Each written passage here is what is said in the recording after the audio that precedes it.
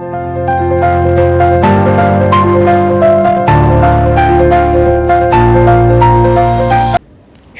বন্ধুরা, কেমন আছো তোমরা সবাই? আশা করছি তোমরা সকলে খুব ভালো আছো। আমিও বেশ ভালো আছি। আজ হলো তোমার বৃহস্পতিবার। এখন সকাল ওই 6টা সাড়ে 6টার দিকে হবে।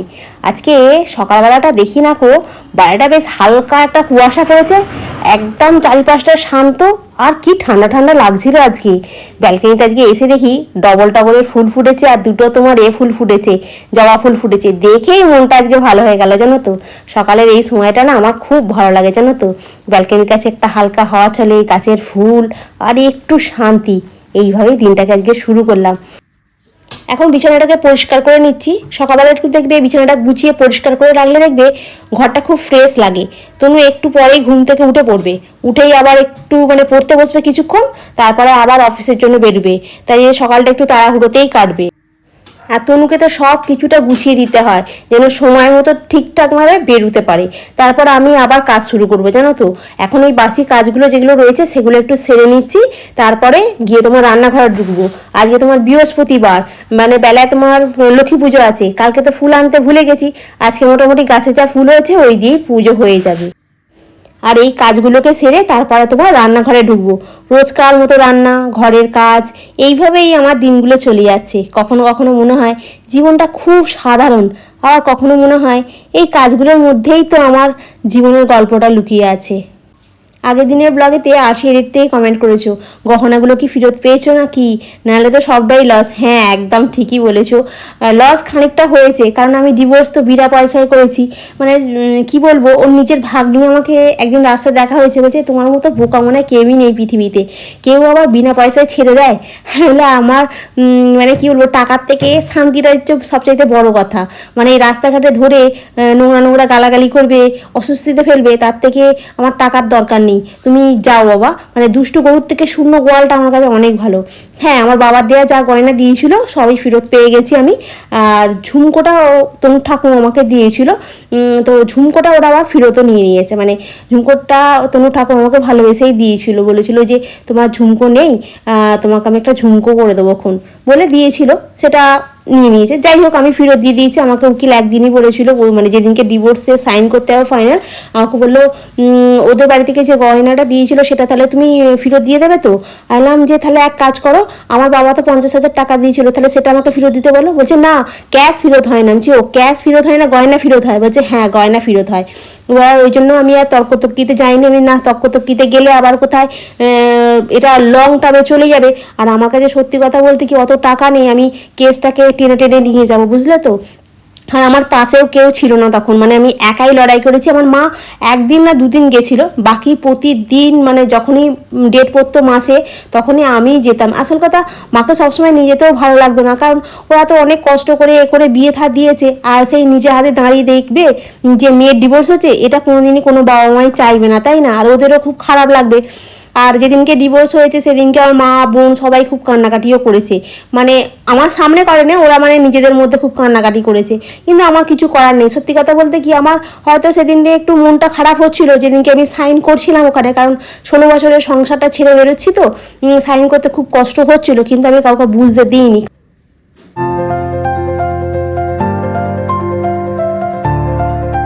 গরম গরম কি চাই হো,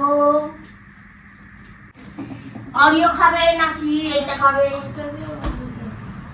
অরিওটা বললে আমি অফিসের জন্য নিয়ে যাও, ঘরেতেই ফিনিশ হয়ে গেল। চাটা খেলাম, খেয়ে এখন আনাজ নিয়ে বসে পড়েছি। লাউ কাটছি, আজকে লাউ দিয়ে আলু দিয়ে মাছ দিয়ে ঝোল হবে। 2 পিস মাছ আছে ফ্রিজের মধ্যে, মাছটাকে বার করে তোমার বেসিনের জলের মধ্যে ভিজিয়ে রেখে দিচ্ছি, বরফটা ছেড়ে যাবে। আর সাথে হচ্ছে তোমার তনুকে টিফিনে আজকে কুমড়োর তরকারি দেবো। ছোলা দুটো ভেজানো আছে ফ্রিজেতে, রেখে দিয়েছি ওটা টিফিন টিপে করে, ওটাকে বার করে রেখে দিয়েছি। ওই ছোলা দিয়ে আলু দিয়ে কুমড়ো দিয়ে তরকারি হবে, তার সাথে এখন রুটি করছি। আর কালকে তো আটা মেখে রেখে দিয়েছিলাম, ওই জন্য সকালবেলা না ঝট করে রুটিটা হয়ে গেছে। ভাতটা ওদিকে বসিয়ে দিয়েছিলাম, ভাতটাও হয়ে গেছে। আর এখানে চাটু বসিয়ে দিয়েছি, রুটিটাকে করে নিই, তারপরে তোমার মাছের ঝোলটা করব, আর তোমার ওদিকে কুমড়ো তরকারিটা চাপিয়ে দেবো অমনি।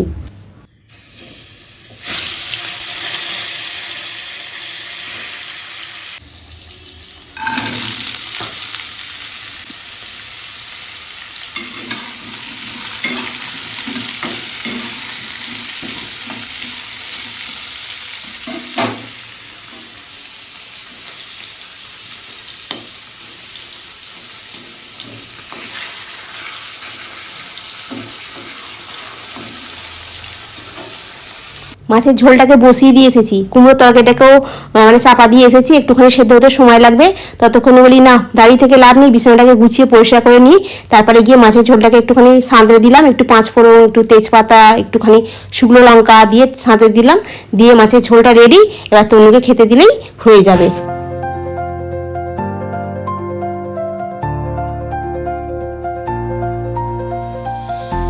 আর এই তনু বেরিয়ে গেল, দিয়ে আমি আর একটুও দাঁড়াইনি, মানে না আজকে দাঁড়ালে একদম হবে না, অন্যদিন একটুখানি বসে পড়ি, তনু বেরিয়ে গেলে একটুখানি ফোনটা নিয়ে ঘাঁটি, তারপরে গিয়ে আবার কাজ করতে শুরু করি। কিন্তু আজকে আর ওরকম করলে হবে না, আজকে তো বৃহস্পতিবার পুজো আছে।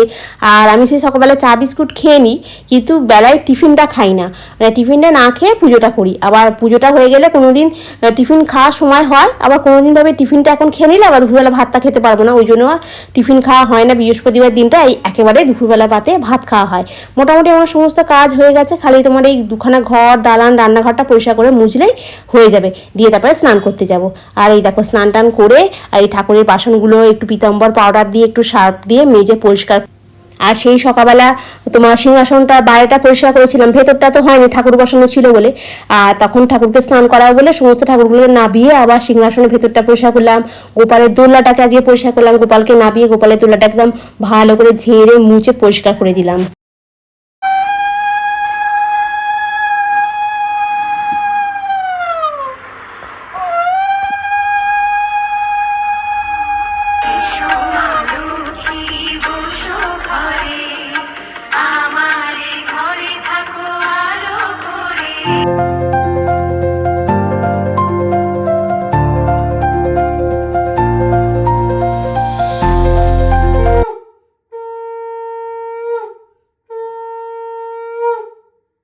পুজোটা কমপ্লিট হলো। আর এই ঘরে ধরে একটুখানি ধুনোটা ঘুরিয়ে নিয়ে তারপরে গোপালের খাবারটাকে তুলে গোপালের খাবারটা আমি একটুখানি খাবো, তারপরে গিয়ে তোমার খেতে বসে যাবো। আজকে আর মানে টিফিনটা আজকে খাওয়াবো না, কারণ টিফিনটা এখন খেতে গেলে দেরি হয়ে যাবে। এখন বেশি বাজে নেই, ওই 12:30 পৌনে 1টা বাজে। একটার সময় যদি আমি টিফিন খাই দুপুরবেলা তাহলে আর ভাত খেতে পারবো না, জানো তো, ওই জন্য আজকে আর টিফিনটা খেলাম না। এই পুজোটা সেরে রেখেই একেবারে ভাতের থালায় বসবো। এই হলো তোমার লাউ দিয়ে আলু দিয়ে মাছ দিয়ে ঝোল, আচার নিয়েছে একটু টক আচার, এই হলো আমার ভাত। সেই যে ভাত খেয়ে তারপরে একটুখানি রেস্ট নিচ্ছিলাম, আর সোজা গিয়ে এখন ক্যামেরাটাকে অন করলাম। এখন একটু নারকেল দিয়ে ছোলার ডাল করলাম, তার মধ্যে একটুখানি আদা জিরে বাটা দিয়েছিলাম, আর নামানোর সময় একটু গরম মশলা দিয়েছিলাম, আর একটু ভাজা মশলা দিয়েছিলাম। খেতে খুব ভালো হয়েছিল জানো তো ছোলার ডালটা। আর তার সঙ্গে হচ্ছে তোমার গরম গরম রুটি, তনুর দুটো আমার দুটো রুটি করেছিলাম, কিন্তু তনু এসে বললো আমি একটা রুটি খাবো, কুমড়োর তরকারিটা যেটা আছে ওটা বার করে একটু গরম করে দাও, ওটা দিয়ে আমি মুড়ি খাবো। ফার্স্টে বললো তরকারিটা ঝাল হয়েছে, তারপর বলছে না খেতে ভালো হয়েছিল। আমি বলছি হ্যাঁ, যখনই তরকারি রান্না করতে পারবি না তখন একটু বেশি করে ঝাল দিয়ে দিবি, তাহলে কি হবে সবাই বলবে তরকারিটা ঝাল হয়েছে, কিন্তু তোর বদনামটা আর হবে না, জানিস তো, ঝালের বদনামটা হয়ে যাবে, তরকারি বদনামটা হবে না। আর কত হাসছে, বলছে এরকম কথাগুলো দিন করতে গিয়ে শিখলাম। বলছি হ্যাঁ, এইসব শিখে রাখতে হয়, জানিস তো, এসব সংসার করার মানে পুরনো অভিজ্ঞতা। ছোলার ডাল রুটি হয়ে গেছে, আর এই যে আমাদের তরু বুড়ি টুকটুক করে উঠছে, সিঁড়ি দিয়ে উঠে আসছে। রুটি করলাম, বললে একটা রুটি খাবো, কুমড়োর তরকারিটাকে গরম করো, কুমড়োর তরকারি দিয়ে মুড়ি খাবো। কুমড়োর তরকারিটা আমি এবার ঝাল দিয়েছি। তো চলো এখন একটু বসুক, মুখ হাত পা ধুক, কুমড়োটা বার করি, তরকারিটা ওটা একটু গরম করি। একটা রুটি বাসি রয়ে যাবে, কালকে আমি আবার বাসিটা খেয়ে নেবো। কেন রে, ভুলে গেছিস? বাবা এসি টেসি চলছে বলে মানে জলের টিয়ালটা পাইনি। ঠিক বলছিস, জলটা খাবি বেশি করে। আমি জল ভরে দিচ্ছি, এখন তুই জামা কাপড়টা ছাপ।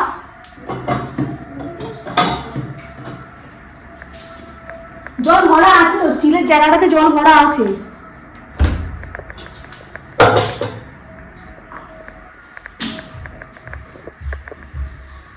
এনে এসে জল খেয়ে খাবে। এসে একটু বসতে হয়, তারপরে জল খেতে হয়। গরম থেকে এসে আগে একটু ঠান্ডা হতে হয়। সন্ধ্যে থেকে ওয়াইফাই নেই, ফোন করেছিলাম, বললো কি প্রবলেম হয়েছে কি জানি, বলছে এখন কখন আসবে বলতে পারছি না। কি আশ্চর্য ব্যাপার বলো তো, এরকম করলে হয়? চারিদিকে এত ভিডিও পোস্ট হয়, আর হয় ওয়াইফাই না থাকলে কি করে হবে? সেই জন্যই তো ওয়াইফাইটা নেওয়া। দেখো এখন ওয়াইফাইটা বলছে এই সমস্যা। না ওয়াইফাই কানেকশন নেই, চলছে ওরকম বিলিং হয়েছে। ফোন করেছিলাম, বললো কি যে কি একটা সমস্যা হয়েছে, ওই জন্য এখন আসবে না। এই হলো রাতের ডিনার, ছোলার ডাল, কুমড়ো তরকারি দিয়ে একটুখানি মুড়ি খাবো, এই একটা রুটি একটু পেঁয়াজ নিয়েছি। কি হয়েছে, কি ভাবনা চিন্তা করছে এত? দেখেছিস, একদম দেখেছিস করবি না, চলবে না। ওদের কি বললো ফাইবার কানেকশন এ হয়েছে, আমি তো আবার ফোন করলাম। আগের দিনের ব্লগেতে শতাব্দী আর সুস্মিতা চক্রবর্তী কমেন্ট করেছিলে, তোমাদের কমেন্ট পেয়ে খুব ভালো লাগলো। আর এই দেখো না, রাতের খাওয়া দাওয়াটা আমার কমপ্লিট হয়ে গেল। এখন চলে এসেছি রান্নাঘরে, এসে বাসনগুলো সব মেজে নিচ্ছি।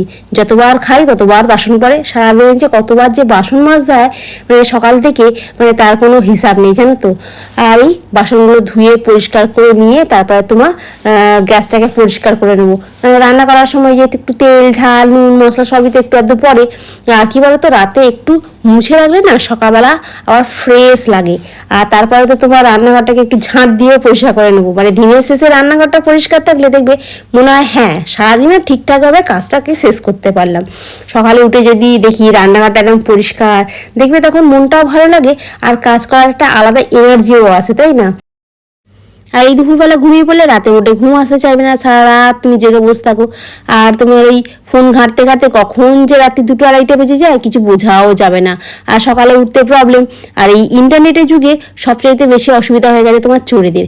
রাত্রি 3টের সময়তেও যদি কারোর বাড়িতে চুরি করতে যায়, দেখবে কেউ না কেউ ঠিক জেগে বসে ওই ফোনই ঘেটে চলে। আর এই রান্নাঘরের কাজটা সমস্ত মিটিয়ে নিলাম, নিয়ে এবার একটুখানি বসবো, বসে বাকি এডিটটা করবো, করে আর হয়ে যাবে। এখন ঘড়ির কাটা তোমার 12টা বাজতে যাচ্ছে, বা মানে 5 মিনিটের মতো বাকি আছে। আর তনু ঘুমিয়ে পড়েছে। তনু আবার আজকে এই ঘরটাতে ঘুমিয়েছে, বলছে আমি এই ঘরটাতে ঘুমোলে অনেক বেলা পর্যন্ত ঘুমোচ্ছি, 6টা পর্যন্ত, 6:30 বেজে যাচ্ছে উঠতে, আমি এই ঘরটাতে ঘুমোচ্ছি। তাই ঘুমো বলে ও এই ঘরটাতে ঘুমোচ্ছে। আজকে একটু ঠান্ডা আছে হালকা। আমি এই ঘরে বসে এতক্ষণ এডিট করেছিলাম, পাখা চালাতে হয়নি, কিন্তু ওর আবার পাখা ছাড়া আমার চলে না। আমার মায়েরও এইরকম, পাখা ছাড়া চলে না, আমাদের তনু পাখা ছাড়া বুঝতে পারে না। আমি আবার একটুখানি গরমেতে বসি জানো তো, বাধ্য হয়ে একটু বসি। অনেক গরম পড়লেও আমি সবসময় পাখা চালাই না, কারণ পাখা চালালে তো মিটারটা উঠবে, আর তনু থাকে যতক্ষণ ততক্ষণ তো পাখাটা চলে না, ওই জন্য আমি পাখাটা একটু কম করেই চালাই। আর এইবারে ছোটুম বলছে নাকি প্রচণ্ড পরিমাণে গরম পড়বে, কী জানি কী হবে। যাই হোক, তো চলো এখন ঘড়ির কাটা দেখতে দেখতে 11:56 হয়ে গেছে। আর এখন বসে একটুখানি বাকি এডিটটা করবো, করে তারপর শোবো। দুপুরবেলা একটুখানি খাওয়া দাওয়ার পরে শুয়ে পড়েছিলাম, আর একদম টানা 6টা পর্যন্ত ঘুমিয়ে পড়েছি। এবারে অতক্ষণ ঘুমানোর পরে এখন আর তো ঘুম পাবে না।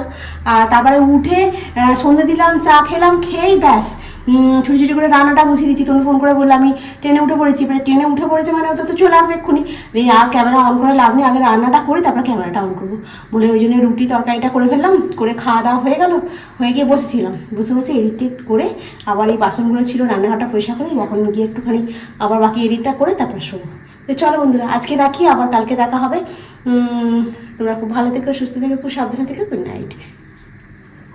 এই ঘরে মশা মারা ধূপ জ্বেলেছিল, ওই জন্য দরজাটা সবসময় টেনে রেখে দিয়েছি, জানো তো, নাহলে তো এক্ষুনি মশারা টুক করে ঢুকে গেলে কানের সামনে একদম বাজনা বাজিয়েই যাবে।